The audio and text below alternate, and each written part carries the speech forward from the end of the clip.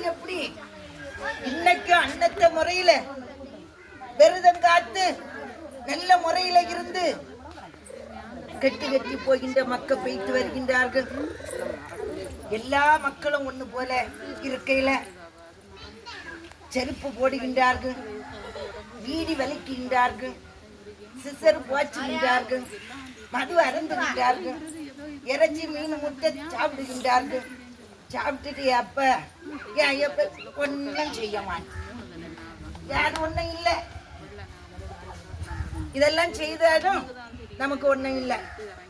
இந்த செடலத்துக்குள்ள மட்டும் ஒரு அட்டை குத்து இருக்கக்கூடாது ஏன்னு சொல்லிவிட்டு விருத்திக்காடு ஆக்கி இருமுடு வெட்டி வெட்டி போகின்றார்கள். பார்க்கையில என்ன பலம் மக்கா, என்ன பிரயோஜனம் இருக்குகின்றன? களி நாடு ஆக்கி வருகின்றார்கள். களி அறுத்து களி முடித்து வருகின்ற எம்பெருமான். ஒரு ஆணுக்கு 7 பெண்டாட்டி 8 பெண்டாட்டி 3 பெண்டாட்டி 2 பெண்டாட்டி 4 பெண்டாட்டி. பார்க்கையில ஒரு பெண்ணுக்கு 7 மாப்பிள்ளை 8 மாப்பிள்ளை 3 மாப்பிள்ளை 25 மாப்பிள்ளை. பார்க்கையில 6 அறிஞ்சு நடக்கின்றார்கள். கலிங்கத்துல ஒரு ஆணுக்கு ஒரு பெண் என்று அமைத்து வைத்திருக்கிறேன் எம்பெருமான். சரி சமமாக ஒரு ஆணுக்கு ஒரு பெண் என்று அமைத்து அந்த பிரகாரம் இருந்து வாழுங்கப்ப வாழுங்கம்மா என்று சொல்லி குத்தி தள்ளி இருத்தி வருகின்றே எம்பெருமான்.